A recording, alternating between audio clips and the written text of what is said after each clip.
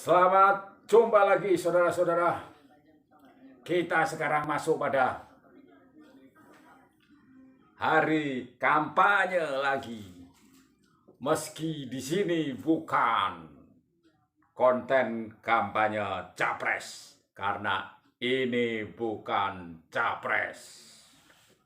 Tetapi kita membahas sesuatu yang sangat menarik di mana ada kecenderungan bangsa kita sedikit-sedikit menyatakan yang penting rakyat memilih. Rakyat hitungannya ternyata pada saat ini tidak lebih dari suara yang dikumpulkan 50% dari total suara yang ada plus 1. Hanya sekedar itu perhitungan matematis ala voting. Sungguh sesuatu yang jauh dari gambaran awal kita tentang bagaimana kerakyatan yang dipimpin oleh hikmat kebijaksanaan dalam permusyawaratan perwakilan. Di dalam asas musyawarah Indonesia yang kita kenal bukanlah budaya voting, tetapi budaya musyawarah untuk mufakat. Nah, ketika kita masuk dalam pemilihan presiden dan wakil presiden secara langsung, tidak lagi melalui perwakilan di dalam majelis permusyawaratan rakyat. Sepanjang sejarah pilpres secara langsung ini perhitungannya adalah 50% plus 1. Berarti sudah berlaku budaya voting, bukan lagi budaya musyawarah. Atau ada yang beralegori dan berdialektika bahwa munculnya sistem voting ini juga sudah dimusyawarakan terlebih dulu. Jadi ya sama saja dengan budaya musyawarah. Nah, boleh-boleh saja untuk berpendapat demikian. Namun kita lebih membahas lebih dalam tentang kehendak rakyat. Kehendak rakyat itu yang apa? Adalah rakyat itu yang menempati suatu daerah, negara, dan dia di dalam perundangan kita diatur dia adalah warga negara Indonesia. Di dalam kewarganegaraan Indonesia sendiri juga diatur dengan undang-undang. Nah, di dalam sistem perpolitikan ada undang-undang yang menyatakan bahwa yang berhak untuk mengajukan sebagai calon presiden dan wakil presiden itu adalah partai politik.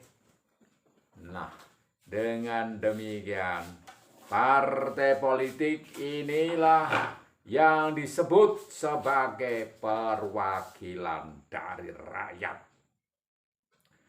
Setelah diajukan oleh partai politik menjadi presiden dan calon presiden, maka rakyat pun memilih. Nah, disinilah pertaruhan yang selalu menjadi senjata andalan. Saya akan dipilih oleh rakyat. Saya akan tidak memakai politik dinasti. Saya kan bukan penerus secara kerajaan seperti turun-temurun zaman kerajaan, tetapi rakyat yang sudah memilih saya. Itu menjadi senjata andalan dan rakyat kembali menjadi sebuah alasan bahwa dipilih rakyat adalah seperti itu. Sehingga apa-apa pun melalui sistem pemungutan suara yang terbaik, bukan lagi musyawarah. Apapun disuarakan dalam perhitungan, baik itu survei elektabilitas, survei kepuasan kepada jalannya pemerintahan, survei ketidakpuasan, survei ketidaknyamanan terhadap pemerintahan, survei survei ini, dan lain sebagainya, semuanya berdasar perhitungan angka statistik. Apakah hal ini hanya satu-satunya cara untuk dapat mengatakan bahwa rakyat berkehendak begitu?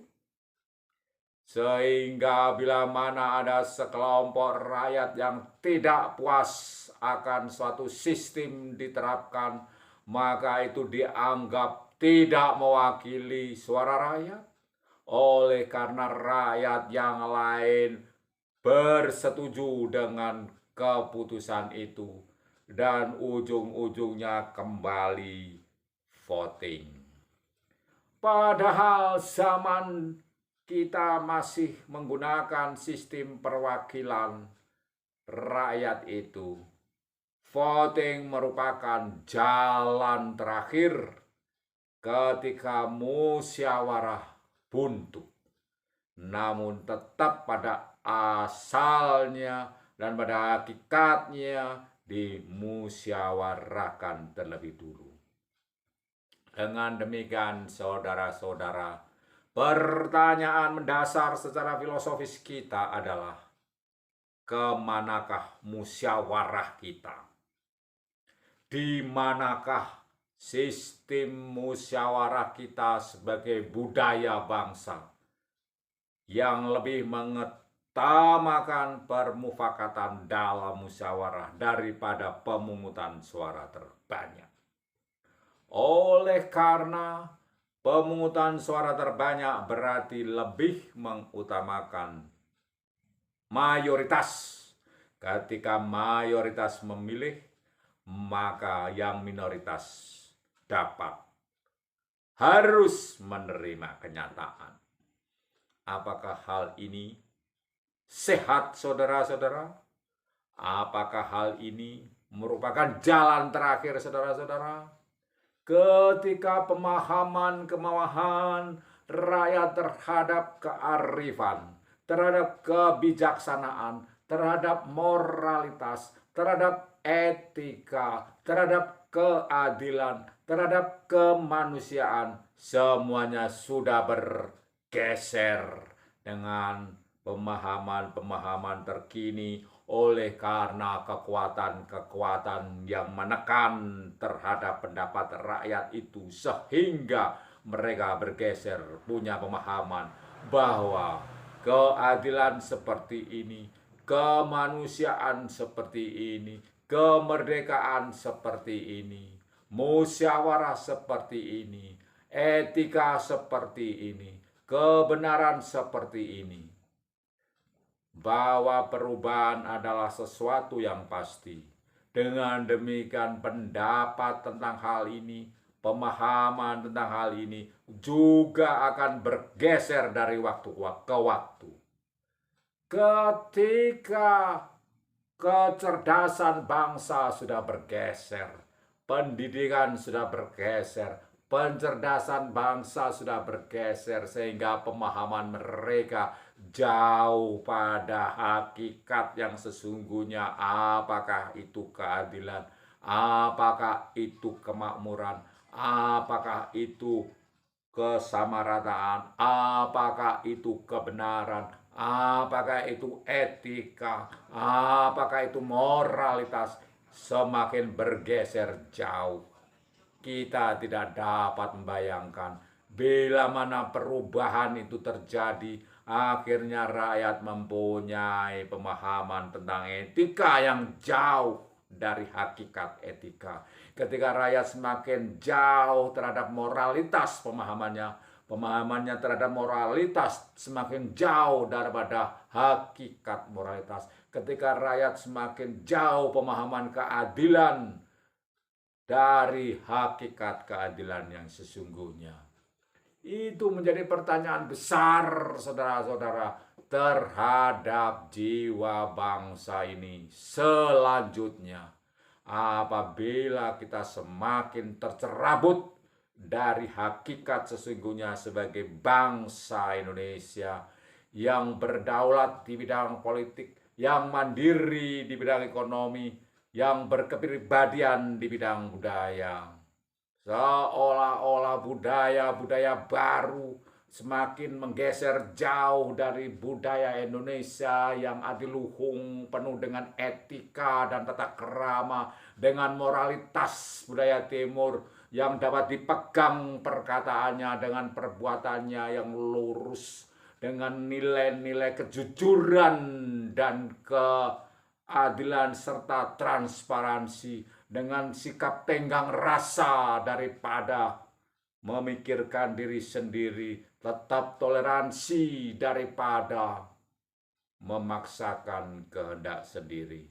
Ketika suara-suara kebenaran yang minor itu semakin tidak didengar oleh karena pemahaman yang baru, maka di sini muncul pertanyaan besar terhadap kapal bangsa ini akan berlayar dibawa kemana, dengan nakodanya yang bagaimana, dengan arah tujuan yang bagaimana. Ini sebuah pertanyaan, dan sekaligus ini akan membawa kita ke pemahaman hakikat tentang pilihan presiden kali ini juga.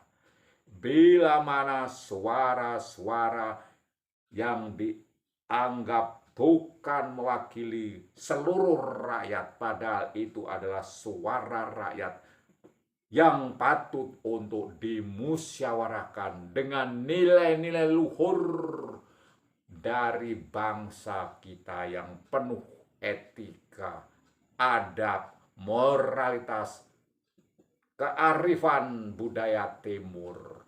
Semuanya itu patut untuk kita ingatkan. Posisi konten ini adalah mengingatkan, dan ada yang bergerak di sana, ada yang melakukan lobby-lobby di sana, ada yang melakukan negosiasi di sana. Itu dipersilahkan, oleh karena sinergi dari kita akan terus selalu ada sepanjang bangsa ini terus menyuarakan kemerdekaannya.